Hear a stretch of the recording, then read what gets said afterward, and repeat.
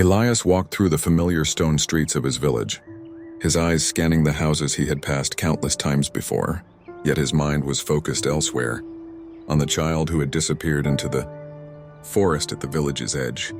The forest was a place of fear, its dense canopy blocking out the sun, its damp soil exuding a heavy scent of decay, and its legends of the Tyger whispered from generation to generation. Elias recalled the warning of an elder: "If you enter the forest, you will not only find the child, but you will find yourself." As he stepped into the forest, an oppressive silence enveloped him. The thick carpet of rotting leaves beneath his feet rustled with every step. He followed the faint traces of the child's footprints, but soon his breath caught as he noticed something else: massive claw marks, imprinted deeply into the soil. These prints belonged to no bear or any other creature he could imagine. The edges of the tracks were scorched, the ground still radiating heat, as though something immense and otherworldly had passed through. Eventually, the footprints led him to a clearing.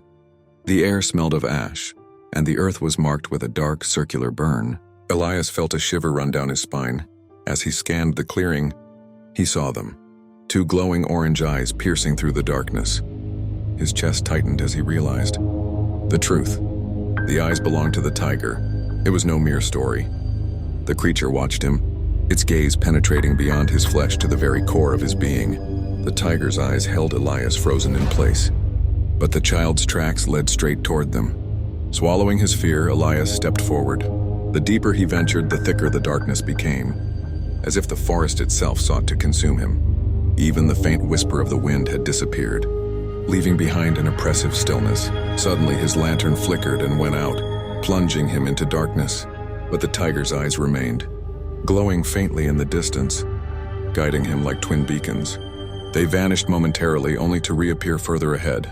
It was as if the creature was beckoning him, leading him somewhere he couldn't yet comprehend. At last, he reached the heart of the forest, where a massive stone platform rose from the ground. Strange symbols, seemingly alive, glowed faintly on its surface. Elias hesitated, feeling the weight of the air pressing against him. Then, from the edge of the platform, the Tyger appeared again, its glowing eyes fixed on him. The creature seemed to be waiting, urging him to step forward and confront something far greater than himself. The Tyger's voice rang out, not spoken aloud, but resonating deeply in Elias's mind. "Will your fears rule you, or will you rise above them?"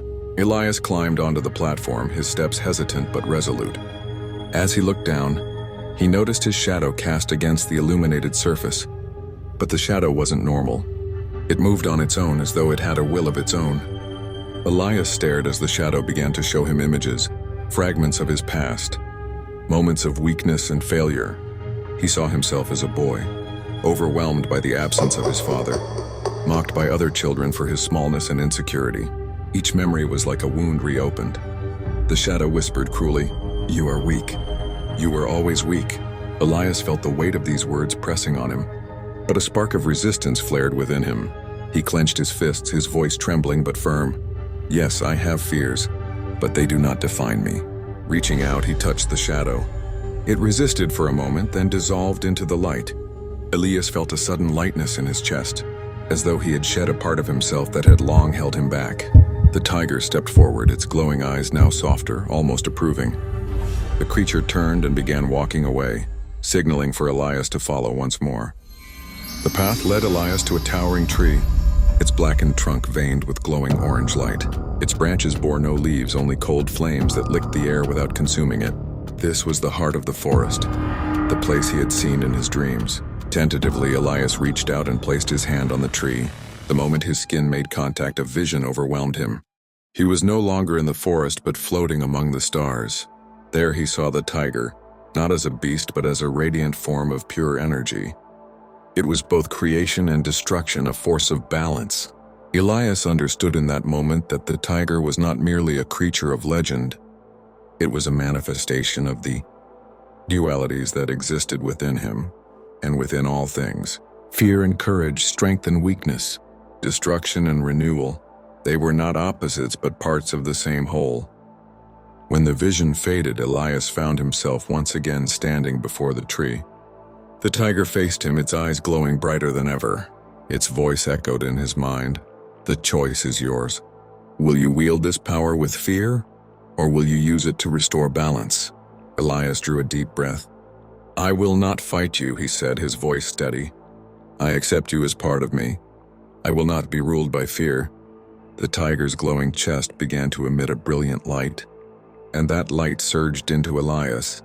He felt it settle within him, not as a burden but as a source of strength and clarity.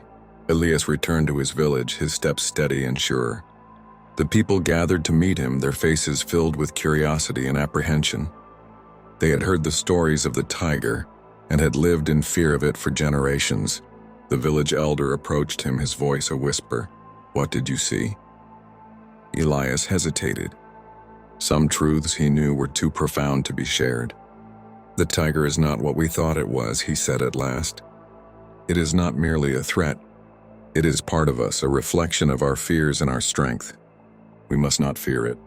We must live in balance with it. The villagers struggled to understand, but they could see the change in Elias.